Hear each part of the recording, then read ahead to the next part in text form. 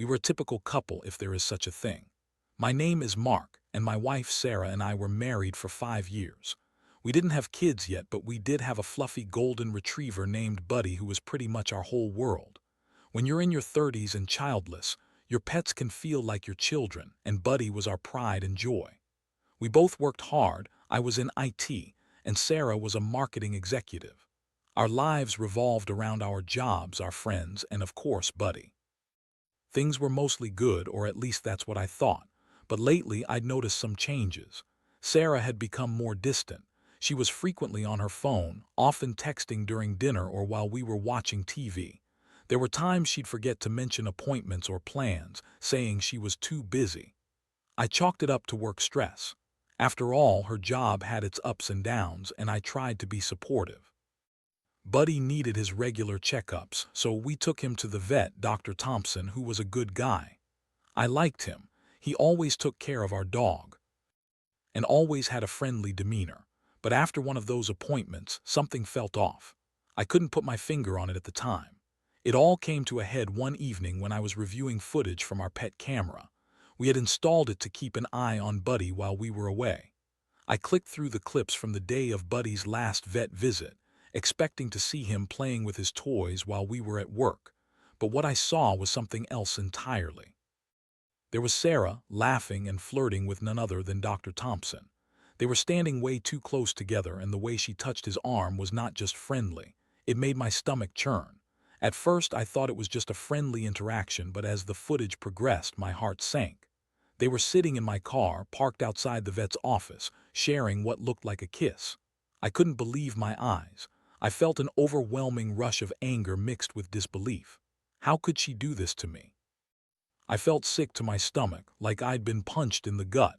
The next day, I confronted Sarah. I had gathered all my courage, my heart racing as I struggled to find the right words. When I asked her about the vet, she looked surprised but tried to play it cool. "What do you mean?" she asked innocently, batting her eyelashes like she'd done nothing wrong.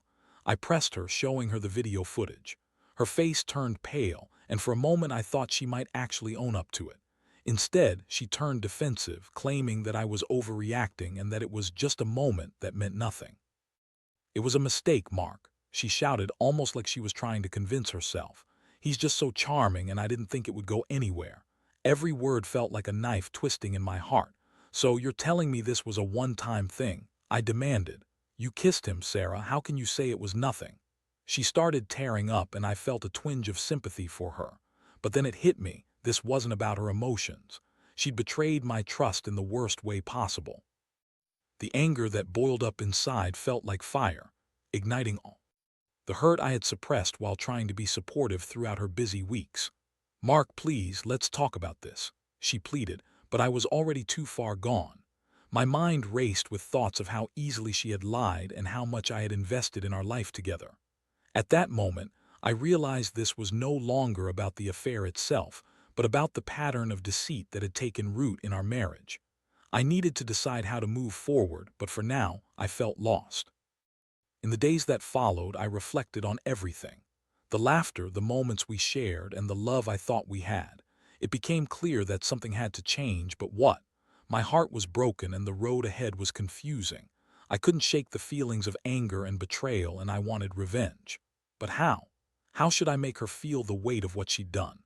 Would I confront her again, or was there another way? I had a lot to think about, and I needed to be sure before I made any rash decisions. The days dragged on after my confrontation with Sarah. We were living in the same house, but it felt like I was in a different world. I still loved her. I truly did, but every time I looked at her, I was reminded of the betrayal. The image of her laughing with Dr. Thompson replayed in my mind like a broken record. I was stuck in this whirlwind of anger, heartache, and a sense of betrayal that I had never experienced before. After a few sleepless nights, I decided I needed to gather my thoughts. I took a day off from work, telling my boss I needed some time to recharge. I didn't want to be around people, especially not during a time like this. I spent the day pacing around the house, my mind racing with 1,000 thoughts.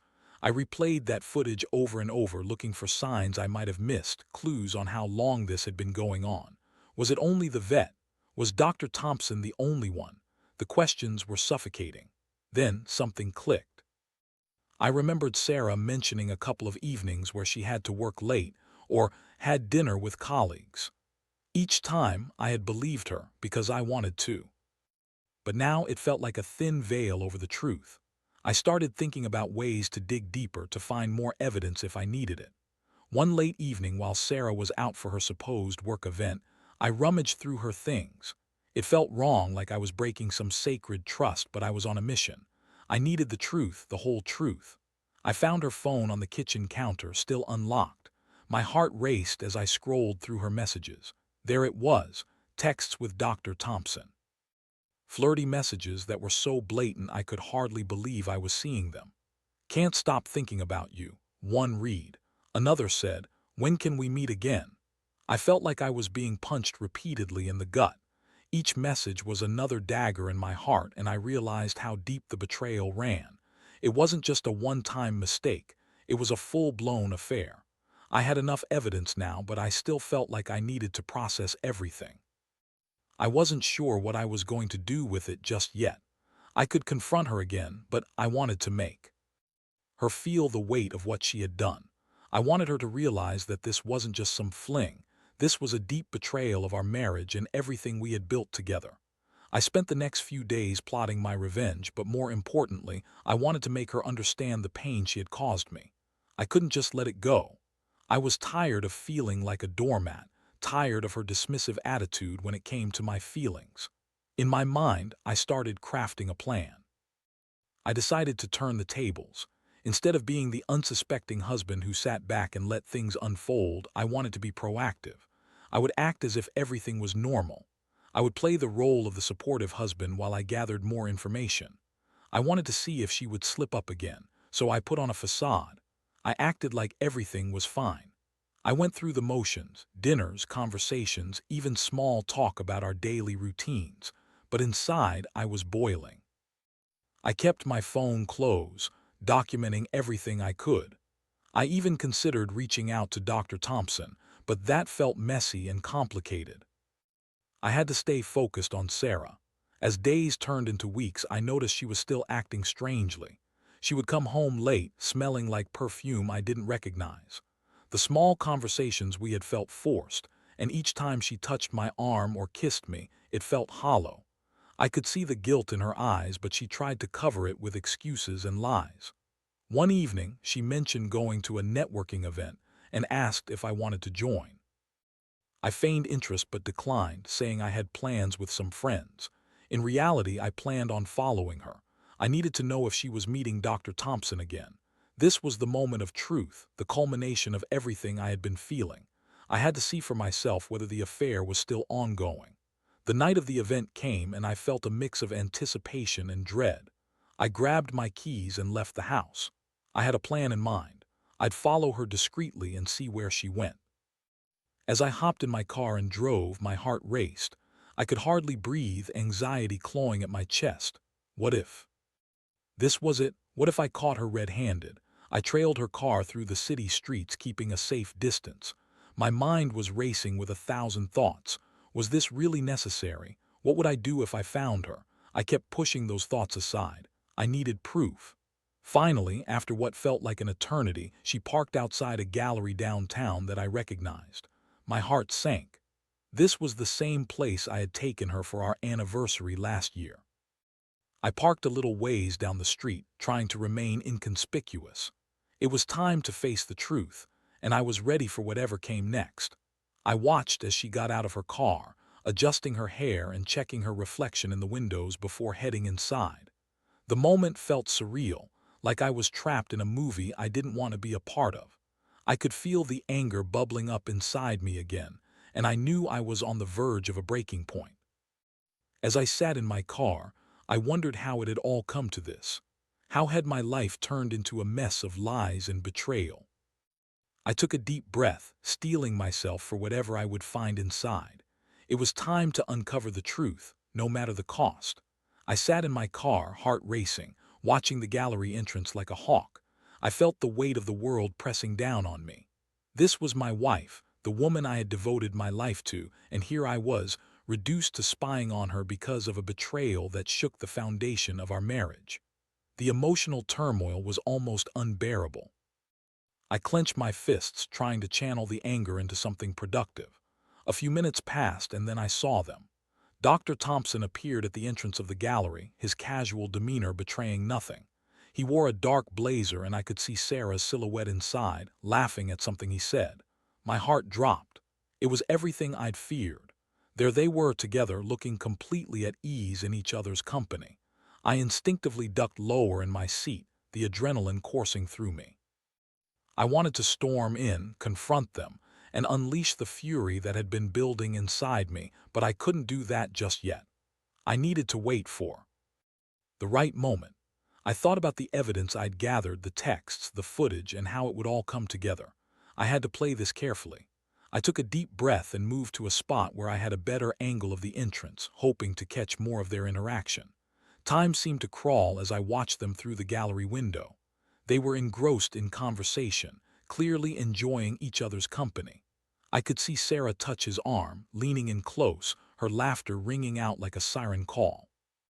It was sickening to watch, a stark comparison to the emptiness that had filled our home since I discovered her betrayal. As the minutes passed, I started feeling the heaviness in my chest turn into a burning rage. The longer I watched them, the more I felt like I was losing my mind. My hands shook with anger, and I could feel my heart pounding in my ears. After about an hour, I noticed Sarah step away from Dr. Thompson and head toward the bar area in the gallery. I seized the moment and slipped out of my car, determined to get closer. I approached the entrance, feigning casualness, heart pounding ferociously. I could see them from a distance, but I needed to get closer to hear what they were saying. I slipped inside and blended in with the crowd, trying to look like just another patron admiring the art. I cautiously made my way over to where they were standing, careful not to draw any attention to myself. But as I got closer, I overheard snippets of their conversation. "Can you believe we've been able to keep this under wraps for so long?" Dr. Thompson said, a smirk on his face. "Let's not get ahead of ourselves," Sarah replied, her voice light and flirtatious. "I don't want to ruin everything we have going on. Not yet, at least." Those words hit me like a freight train. They weren't just casual acquaintances. They were in deep, fully aware of what they were doing and how wrong it was. The betrayal cut deeper than I could have imagined.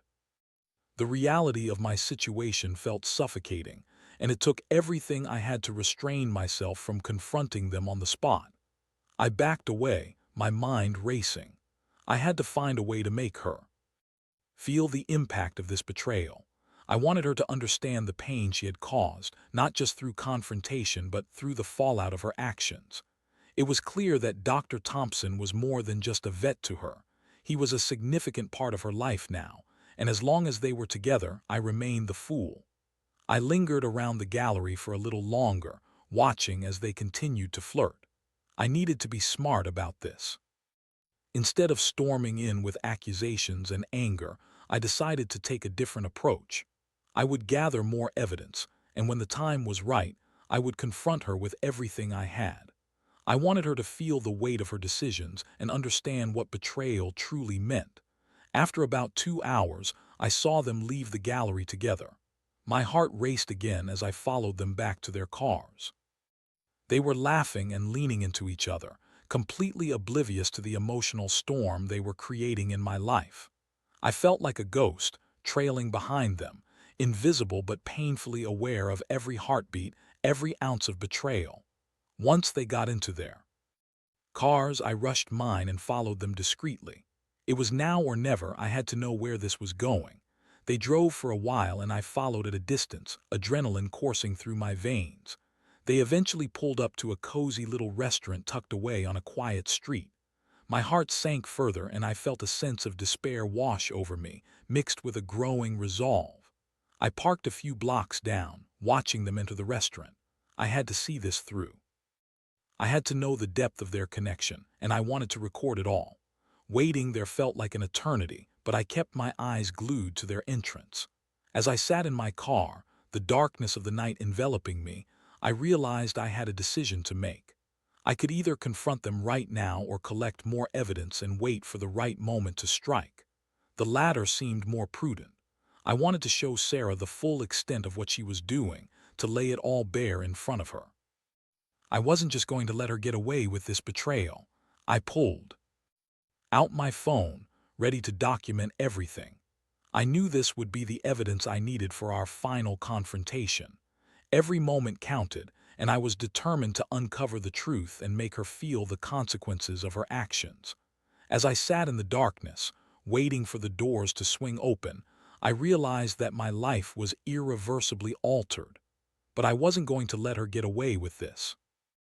I would make her face the music, and when I did, I would be ready to take the next step, whatever that might entail. The road ahead was fraught with uncertainty, but one thing was clear: I was done being a victim. It was time for Sarah to understand the reality of her choices. I sat in my car, the dim light from the restaurant washing over the pavement, my heart pounding as I waited for Sarah and Dr. Thompson to exit.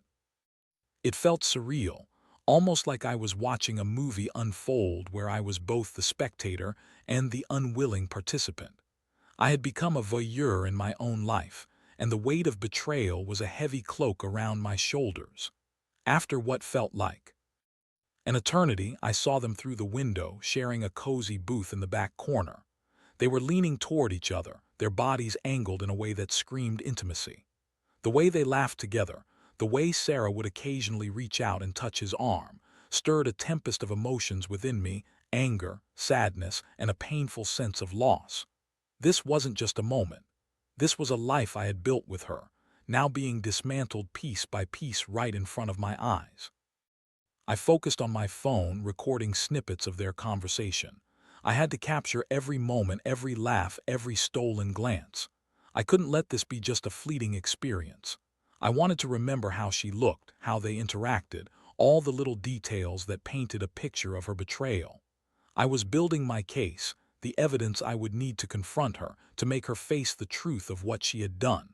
As I recorded, I could hardly breathe.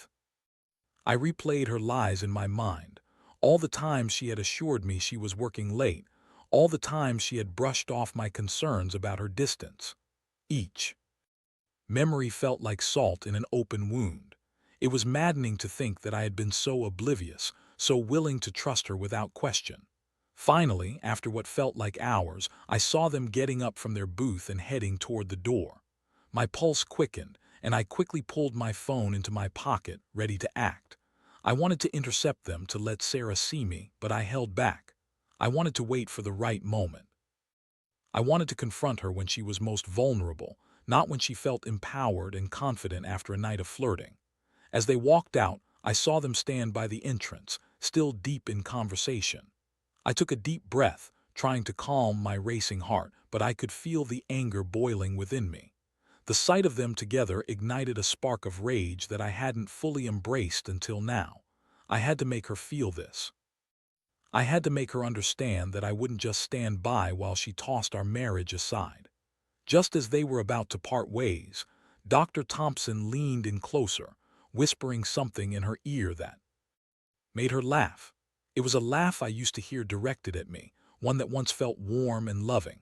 Now it was a weapon, used against the trust we'd built over years. I felt bile rise in my throat, and in that moment I knew I couldn't contain my anger any longer. I stepped out of my car and approached them, my heart pounding. The world around me faded as I focused solely on Sarah. I was fueled by a cocktail of anger and a desperate need for closure. I needed her to see how wrong she was, how deeply she'd hurt me. "Sarah," I called out, my voice steady but laced with an edge of authority. She turned, her eyes widening in shock. Dr. Thompson's expression shifted to one of confusion and concern. "Mark," she said, surprise etched across her face. I stepped closer, my gaze locking onto hers. "What the hell is going on here?" I demanded, my tone leaving no room for misinterpretation. Sarah's face paled as she glanced at Dr. Thompson, and for a fleeting moment I could see the panic in her eyes. I was just," she stuttered, scrambling words. "Just what? Having dinner with your lover." I snapped, the words tumbling out before I could fully process them. Dr. Thompson shifted uncomfortably, clearly caught off guard. "Mark, this isn't what it looks like," he started, but I cut him off. "Save it. This isn't about you," I said, my gaze still locked on Sarah. "I know everything, Sarah, the texts, the kisses, the lies. You can't deny it anymore." Her expression shifted from panic to something else, defensiveness, perhaps. She crossed her arms, trying to regain some semblance of control. "Mark, you're overreacting. It was just a mistake." "A mistake?" I echoed, incredulity flooding my voice. "A mistake doesn't involve flirting or kissing. A mistake doesn't happen over weeks or months. You've been lying to me." The anger bubbled up inside me, threatening to overflow, but I took a deep breath, trying to rein it in. "You need to understand what you've done. I didn't mean for it to happen." She shot back, her voice rising.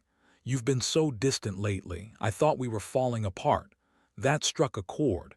You thought cheating was the solution." I barked, my hands clenching into fists at my sides. "You didn't even try to talk to me about it. You chose to betray me instead." "I was lonely," she yelled back, her eyes glistening with unshed tears.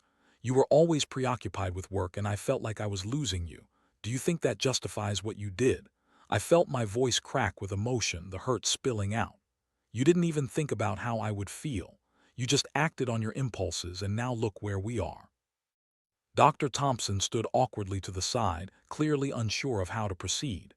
"Maybe we should all just calm down," he said, trying to defuse the situation. "No," I said firmly, shaking my head. "This is between me and Sarah. You need to leave." I pointed away from us, my voice steady but filled with an intensity that made it clear I wouldn't back down. He hesitated but ultimately stepped back, recognizing the conflict between us. I turned my full attention back to Sarah, who was now fidgeting, a mix of regret and defiance on her face. "I loved you." "Sarah," I said, my voice quieter now, but the pain was still evident. "I trusted you, and you shattered that trust for what? A fling with the vet." "I'm so sorry," she whispered, her eyes darting to the ground. "Sorry doesn't cut it anymore," I said, my heart breaking all over again. "You've broken something that can't be fixed with apologies. I don't even know if I can look at you the same way again." The silence between us grew heavy. I wanted to give her a chance to explain, to see if there was a shred of remorse, but all I felt was the cold weight of betrayal.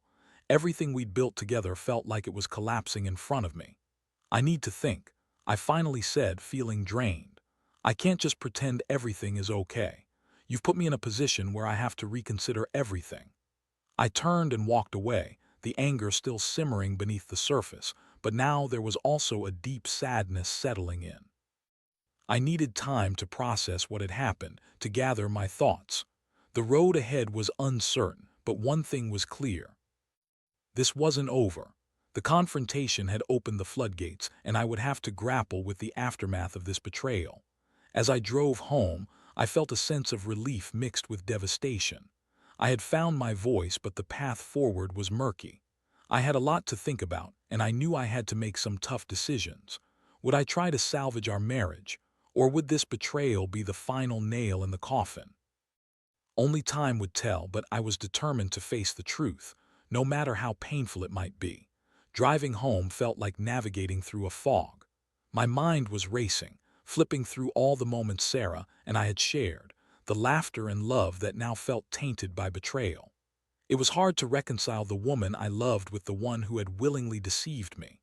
Each turn on the road felt heavier, and I could hardly breathe with the weight of everything hanging over me. I arrived at our house, and the familiar sight of the front door filled me with a mix of nostalgia and dread. How had it come to this? I parked the car and sat there for a moment, gathering my thoughts. I needed to make sense of everything, to figure out how I wanted to move forward. As I walked inside, the silence was deafening. I could still smell her perfume lingering in the air, but it felt foreign now, not comforting. I closed the door behind me and leaned against it for a moment, trying to collect myself. I didn't want to confront Sarah again just yet. I needed distance, time to process what had happened. I decided to pour myself a drink and sit in the living room, scrolling through my phone to distract myself. I stumbled upon the videos I had recorded. I felt a wave of anger as I watched them again, replaying the moments that cut me so deeply. I had the evidence I wanted, but now it felt like a heavy burden rather than a tool for revenge. My mind drifted, and I thought about our wedding vows, for better or worse. In sickness and in health, those words echoed in my mind. It felt like a cruel joke now. I had committed to her, yet she had thrown it all away for a fleeting thrill. Did she even care about those vows anymore? Did she think about the damage she was causing? After what felt like hours of contemplation, I finally decided to reach out to a close friend, Jake. He had always been my sounding board, and I needed someone to talk to. I dialed his number, my heart racing as it rang. "Hey man, what's up?" Jake answered, his voice cheerful but quickly turning concerned when he heard mine. "Can we talk? It's about Sarah," I replied, my voice cracking. "Sure, what's going on?" I poured my heart out, recounting everything from the moments I suspected her infidelity to the confrontation and my discovery of the affair with Dr. Thompson. As I spoke, I felt a weight begin to lift, even if just a little. Jake listened intently, offering support and understanding. "Dude, I'm so sorry you're going through this," he said, his tone serious. "You deserve better than that. You need to do what's best for you, even if it means making tough decisions." "I don't know if I can just throw everything away," I admitted. "We've built a life together, but how do I trust her again? I feel so lost." "That's understandable. Trust is everything in a relationship. You have to think about what you want. Do you think she's truly remorseful, or is she just scared?" His words forced me to reflect. I thought back to our confrontation. Had she seemed genuinely sorry, or was it just a reaction to being caught? My gut told me it was the latter, but I wasn't ready to make a final decision just yet. "Maybe you should take some time apart," Jake suggested. "Give yourself space to think. If she really wants to make it work, she'll show you, but you need to prioritize your own well-being." That advice resonated deeply with me. I needed distance to evaluate my feelings and to see if Sarah would fight for our marriage. I thanked Jake for his support and ended the call, feeling a little lighter. The next morning, I woke up feeling slightly more composed but still clouded with uncertainty. I knew I had to talk to Sarah, but I wanted to approach it differently. Instead of anger, I wanted to come from a place of clarity, to lay out my feelings and thoughts as rationally as possible. When she came downstairs, I could see the tension in her posture. She approached me cautiously, her eyes darting away as if she was bracing for impact. "Can we talk?" she asked, her voice hesitant. "Yeah, we need to," I replied, choosing my words carefully. "I'm not ready to throw everything away, but we can't pretend like nothing happened either." She nodded, her expression softening slightly. "I know I've messed up, Mark. I never meant to hurt you. Need to understand why you did it." I paused, looking into her eyes. Was it just the thrill of it, or was there something deeper? Taking a deep breath, she began to speak, her voice trembling. "I felt like we were drifting apart. You were always busy with work, and I started feeling lonely. Dr. Thompson was there, and I guess I don't know, I made a terrible choice." "That's not an excuse, Sarah. You could have talked to me. You could have told me how you felt." "I know I should have. I'm so sorry. I never wanted to hurt you. It was a mistake." "No, it was a series of mistakes, and I can't express how much I regret it." I felt a flicker of something, a glimmer of hope that maybe she was beginning to understand the gravity of her actions, but I also felt skepticism creeping in. "Do you want this marriage?" I asked, my voice steady. "Are you willing to fight for it, because I can't do this alone?" "Yes," she replied without hesitation. "I want to make this work. I love you, Mark. I made a terrible mistake, but I want to fix it. I'll do whatever it takes." Her determination was a good sign, but I wasn't ready to let my guard down. "I need time to think. I can't just trust you again overnight. We need some distance to figure this out." She nodded somberly, her eyes reflecting the pain of our situation. "I understand. I'll give you the space you need. Just know that I'm here and I want to make things right." With that, we agreed on a temporary separation. It felt both freeing and terrifying. I needed to clear my head to figure out if I could truly forgive her, or if this betrayal was too deep to heal. As Sarah packed a bag and left for a friend's place, I felt a mixture of relief and loss. This was the beginning of my journey toward healing, but it wouldn't be an easy path. I had to confront my feelings head-on, face the betrayal, and decide if Sarah was worth the fight. The road ahead was uncertain, but I was determined to navigate it, no matter how painful the journey might be. As I sat alone in the silence of our home, I realized that I needed to focus on myself first. I had to make sense of everything that had happened and prepare for whatever came next, whether that meant rebuilding what we once had or moving on entirely. I was ready to take the next step in reclaiming my life, one thought at a time. The days that followed Sarah's departure were a whirlwind of emotions. I felt like I was living in a haze, moving through my routine like a ghost, going to work and putting on a brave face for everyone. Yet inside, I was grappling with a storm of feelings: anger, sadness, confusion, and even moments of relief at being away from the tension of our home.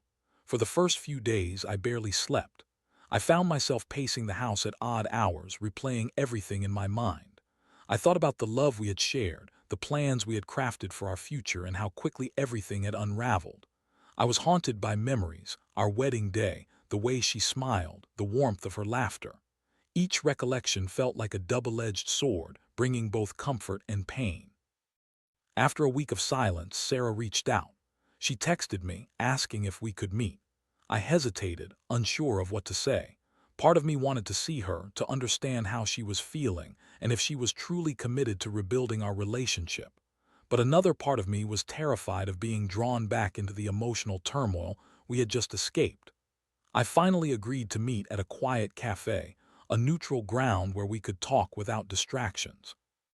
As I arrived, I felt a mix of anticipation and anxiety.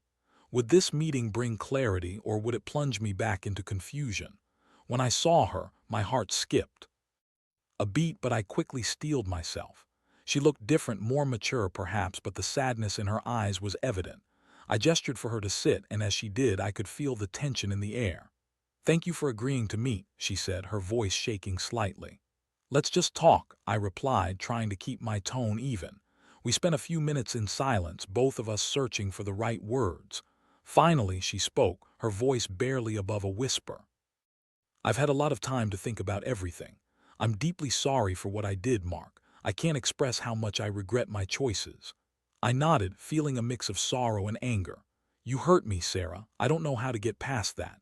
You were my partner, and you chose to betray my trust in the worst way." "I know," she said, tears pooling in her eyes. "I've realized how selfish I was, and it makes me sick to my stomach to think that I put my wants above the love we shared. I want to make it right. I don't want to lose you."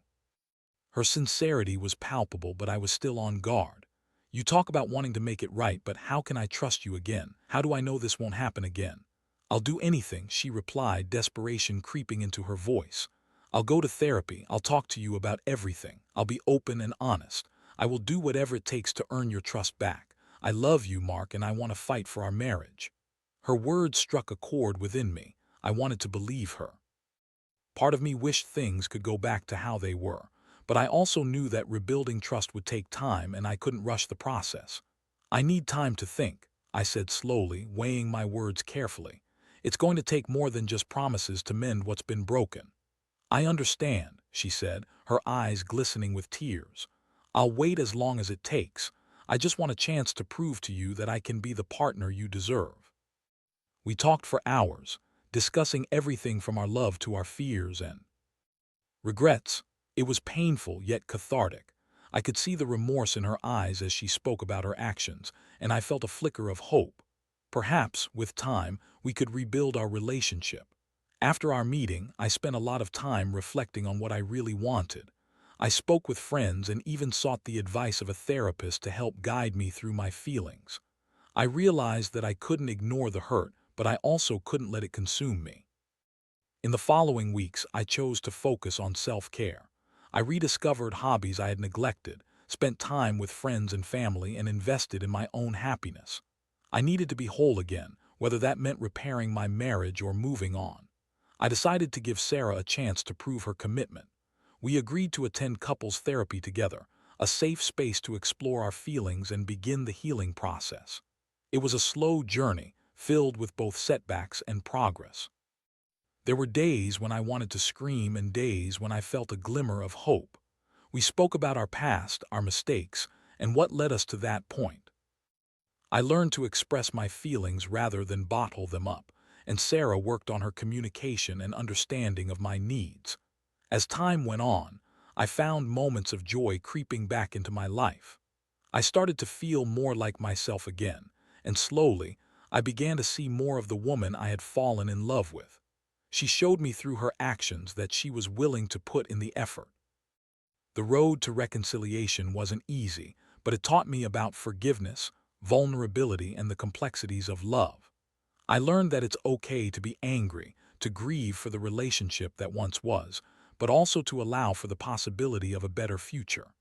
Months later, while sitting together on our couch, I glanced at Sarah and felt a sense of peace.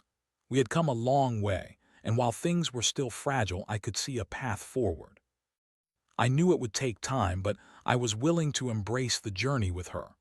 Ultimately, whether our future together was bright or filled with challenges, I understood that the most important thing was to face it head-on together. Life is messy and unpredictable, but through this experience, I learned the value of resilience and the power of love, even love that has been tested by betrayal. I realized that no matter the outcome, I had the strength to reclaim my life and choose the path that felt right for me, and that was a powerful lesson in itself.